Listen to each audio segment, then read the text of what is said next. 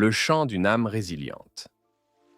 Dans un petit village, perdu au cœur d'une vallée verdoyante, vivait une jeune fille nommée Anya.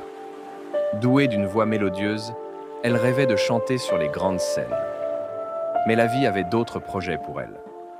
Une maladie l'avait privée de sa voix, la réduisant à un murmure à peine audible. Anya se sentait alors comme un oiseau enfermé dans une cage, incapable de s'envoler. Les jours lui semblaient interminables, remplis de solitude et de désespoir. Elle se demandait si Dieu l'avait abandonnée. C'est alors qu'elle se souvint des paroles du psaume 42. « Mon âme a soif de Dieu, du Dieu vivant. Quand pourrais-je venir me présenter devant Dieu ?»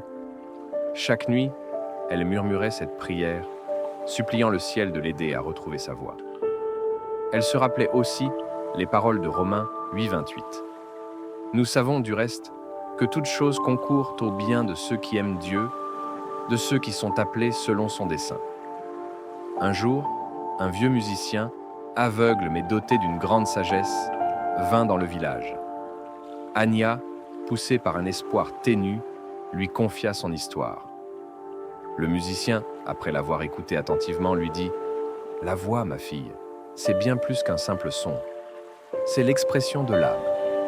Même si tu ne peux plus chanter, ta voix résonnera toujours dans le cœur de ceux qui t'écoutent. » Il lui enseigna alors à exprimer ses émotions à travers la musique, non pas par le chant, mais par le jeu d'un instrument. Anya choisit la harpe, un instrument délicat et mélodieux. Au fil des jours, elle apprit à composer ses propres mélodies, à exprimer ses joies, ses peines, ses espoirs. Lors de la fête du village, Anya monta sur scène. Les habitants étaient curieux de voir ce qu'elle allait jouer. Quand les premières notes de sa harpe résonnèrent, un silence tomba. Puis, au fur et à mesure que la mélodie se développait, les visages s'illuminaient. Anya avait créé une musique qui touchait au cœur, une musique qui parlait de résilience, d'espoir et de foi. Appel à l'action. Tout comme Anya, nous traversons tous des épreuves qui nous mettent à l'épreuve. Mais même dans les moments les plus sombres, il y a toujours de l'espoir.